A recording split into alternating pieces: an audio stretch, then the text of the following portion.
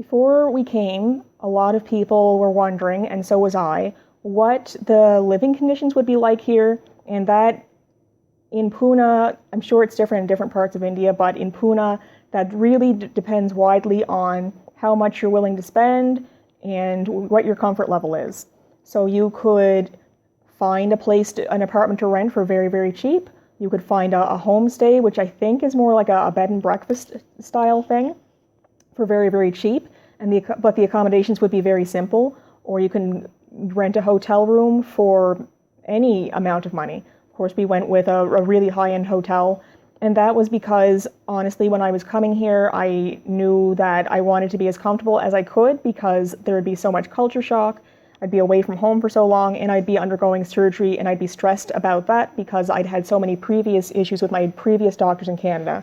I never had an issue with Dr. Bapat. Before I came, I didn't know what really to expect.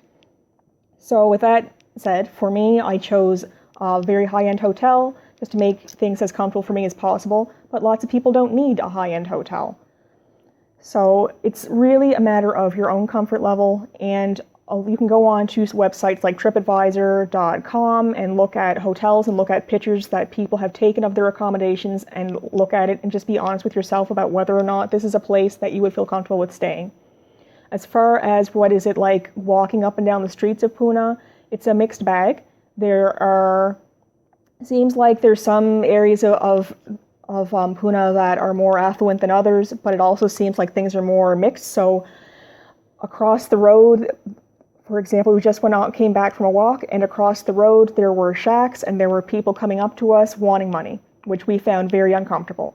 We crossed the street from that little section, and then there was a section that was more affluent, and it was gated, and you were not allowed to go up this one street that had a line of apartments unless you were authorized. Walking down the street, it's also interesting to note that across the way there might be somebody living in a shack, there might be somebody sleeping by the side of the road or on a bench, and then you look over a few steps down the line, there's somebody living in what looks like quite a nice house, and it's behind gates.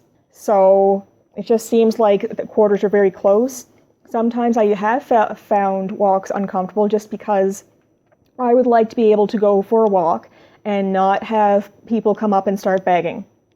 And sometimes I don't feel comfortable walking along and seeing people live in, I guess, shacks. I hope that's not an offensive term, but that's what it looks like to me. It's just very, very simple tin accommodations. And you look in, and maybe there's a bed, and there doesn't seem to be much else. It makes me uncomfortable just because I realize as a Canadian how much more of a financial privilege I benefit from. And of course, there's lots of people who are very, very poor or homeless in Canada. It's just that I think in Canada it seems like the poverty is a little bit more brushed off to the side. So if you don't want to look, you don't have to, and you can pretend that it doesn't exist, where here it does, and it is what it is. There's no pretending that there's not people here who live in poverty. But with that being said, the wealth of this city doesn't seem to be evenly distributed, which it doesn't seem to be in any capitalistic society. So there's people who come into our hotel and they're driving Mercedes-Benz. There's people who come in and they're driving BMWs. They've got armed escorts. You can tell that they're very well off. There's people walking up and down the streets, and you can tell that they're well off. There's people living in shacks. And there's everything in between. So if you do choose to come to Pune, just be aware that sometimes you might feel a bit uncomfortable. In my opinion, that's part and parcel of traveling anywhere. And one piece of advice that one of my coworkers gave me before I came was that I'm not going to be traveling as in visiting. Before, when we went somewhere, we would stay for a week, maybe 10 days, and then you go home. That's a visit. But if you're in a location for a month or more, you're really living in that location. So the experience there could be a bit different.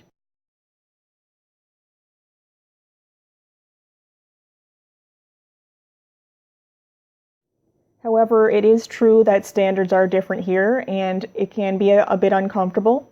Just seeing the different lifestyles, the different the difference in who's doing well and who's not doing well. Seeing maybe we've seen lots of poop by the side of the road, and of course you could see that anywhere. I'm not saying that you can't, but there at times has been a lot from different types of animals. It could be maybe cow poop or goat poop, which I stepped in when we first got here. So it's just different and a bit of a shock. You could be walking down the street and there's a big tree growing up, not walking down the street. You could be walking down the sidewalk and there might be a big tree growing up in the middle of the sidewalk, which is different because in Canada, if they want to pave anywhere and there's a tree, they would just chop it down. You might be walking down the sidewalk and suddenly the sidewalk ends and there's no more sidewalk to walk on. Either you have to cross the street and continue walking, or you have to walk in the road. There could be lots of rubble by the side of the road. There could be trash, like mini, I guess, garbage dumps, for lack of a better description, but it's not, just a lot of trash by the side of the road in certain areas. So I am not saying any of this to deter anybody from coming to Pune or coming to India. It's just to be aware that things are different, and they're most likely, especially if you've never traveled to a different country before. I hate using the term third world, second world, first world, but I understand that people will very quickly understand what I mean. So if you've never traveled to a country that was outside of the first world realm, then you will probably be quite uncomfortable at times. My husband and I had already traveled to Cuba and to the Dominican. We had a great time, but every time we want to travel somewhere, I always want to go outside of the hotel and just see how people live. So it wasn't that I'd never seen people live in a certain kind of way before, or that I'd never seen poverty before. But even still, every time I do, it makes me uncomfortable because it makes me sad. But with that said, I would encourage anybody to come to Pune. It is a safe city in my experience. Exercise caution, of course. Anytime people have come to beg or to panhandle, I never felt like I was going to get mugged or anything like that. But with that said, we are, of course, careful where we go. If we're starting to wander off and we feel like maybe this is a part of town that we shouldn't be in or uncomfortable, we just wander back. We don't soldier through that if we don't have to. I've never felt like somebody is going to steal my things, but again, with that being said, we make sure that we're cautious about what time of night we go out at, or whether or not the street is populated, which area of town it is, what it feels like, because we're not sure which areas are good or which areas are not.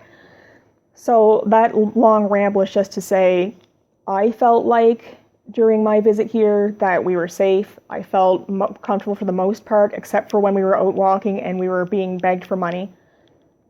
But everybody has to adhere to their own comfort level and do their own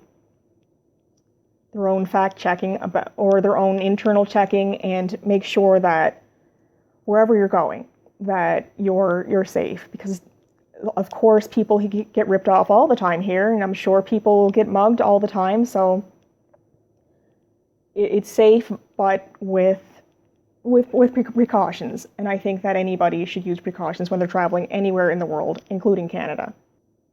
As far as how comfortable might you be if you come here, I think that there's a correlation with how much you're willing to spend and how comfortable you're going to be, as well as what your current standards are for comfort. We have seen and visited some very, very, very high-end malls that have more stores and more poshness and just impress us very much, more so than the stores than we have back where I live. And then by the side of the road, we've seen lots of street vendors. And I'm sure there's lots of other shops in between. We went to one small shop that was fine, but it wasn't a part of a mall. It was just somebody's personal family shop. So there's lots of shopping here. There's lots to do. There's lots to see. And whether or not something is up to Canadian standard, I think depends on where you go and how much you're willing to spend. If you want to go to a super, super high-end mall, maybe you'll find, like I did, that some of the things they have are more impressive than what you have wherever you're living. If you want to go by the side of the road and purchase something, maybe that's not a standard that you're used to. So that is yet another factor among the many, many, many other factors to consider. I think above all else, I would just say that expect to be at least somewhat uncomfortable, even if you're fine with seeing poverty or fine with seeing stray dogs laying on the side of the road and none of that bothers you. It's still quite the culture shock, and just trying to learn how to navigate even getting around or eating the food if you're trying Indian dishes and it's different foods than you've ever seen. That's it's going to be a surprise. One thing that I have also found here, which I think goes in with lifestyle, is how grateful and humble the people that I have interacted with have been. We've been interacting with staff here for months because we've been living here for almost 2 months, and we have another 4 days until we go back home. And I wanted to make sure that I wrote thank you cards to staff members that, in my opinion, went above and beyond to help us from day one. And one chef is just amazing. He's helped me with how to eat food and making special dishes that weren't spicy for me because I knew that I couldn't really handle spicy food and I shouldn't have been eating it anyway. When he found out I had dietary restrictions because I was here for surgery, he was great to say, just let me know whatever you need and I'll make something special for you. And he visited me we would eat in that restaurant twice a day for the free breakfast and then again for supper. And every time he went, he was there. As long as he didn't have the day off, he was there greeting me and helping me out. So I made sure to write him a thank you card. And I also gave him a tip. I think the man deserved it. And he came up to me today and he looked like he was just so moved about the fact that I wrote him a card expressing my appreciation. I didn't really expect that because, I don't know, I thought maybe he'd say thank you, but I wasn't expecting just how moved he was that I showed my gratitude, and I thought to myself, why wouldn't I be grateful? I don't know what I would have did without this chef. So I think one of the lifestyle differences is differences in humility. I find that sometimes people back home can be a bit more arrogant in general, not everybody. I've also found that people who work in our hotels seem to really, really, really take pride in their job and work very, very hard, which is something that I think is different than what I've experienced back home, where people, they like their job, they like the paycheck more. Of course, some people love their job, some people hate their job, and I'm sure it's that way here. But from what I've experienced here versus what I've experienced back home, it seems people, at least in the hotel we're staying at, take so much pride in what they do. With the hotel we're staying at, one thing that I've noticed and that's made me a bit uncomfortable at times, even though people here seem to really, really love their job. Not everybody, of course, but just some of the people that I've interacted with, is that they get 6 days off. It's that they work 6 days a week and get 1 day a week off, and that the people work, I'm guessing, 14, 15-hour shifts. So 14, 15 or more hours a day, 6 days a week with 1 day off. And even still, people that we've interacted with manage to, for the most part, manage to smile and give, at least in this hotel, give us better customer service than I've ever received anywhere in Canada. And that's just my experience. I'm sure there's people out there who've received great customer service in Canada, and I have as well. But it just seems like if anybody in Canada was working 14, 15, 16-hour days, 6 days a week with 1 day off, and it seems to me like very little vacation, or there are at least some staff members I've spoken to can only take vacation time during slow periods, and other than that, if it's busy, they're expected to work. It seems to me that for the people that I've interacted with in Canada, if they were living under those conditions, that they would become, I don't know, depressed or surly or lose interest in doing a good job. And of course, there are lots of people in Canada who do that. I'm just talking about my experience and the people that I've interacted with here versus what I'm used to in Canada. The hotel we chose to stay at, it has flat screen TV, it has state-of-the-art gym, it's got a spa, it's got pool, sauna, steam room, hot tub. The list of luxuries goes on and on and on. It has several restaurants to varying degrees of high-endness, and that's was a personal preference to stay here. And other places won't have those things, and they'll be fine for people. They would have been fine for me as well. It's just, of course, I wanted to be as comfortable as possible, and this place is sometimes the poshness has made me actually uncomfortable because it's of a higher level and standard than I'm normally used to engaging with back home. But I guess I just don't want people to think that India is just this really, really poor country where absolutely everybody is very, very poor and begging, because that's not true. Just like at home where there's some people who are doing very well for themselves and there's a middle class and there's a poorer class, it's that way here as well. There's lots of people who are living in poverty. I'm not going to lie about that. Lots of people begging. Some beggars are legitimate. Some are, it's just a business for them and they do very well for themselves. Then there's people who pull up in their Mercedes-Benz or their BMW or whatever super high-end luxury ride they have, and everybody in between. Personally, I do think that there is quite a bit of wealth in India. I just don't think that it's evenly distributed.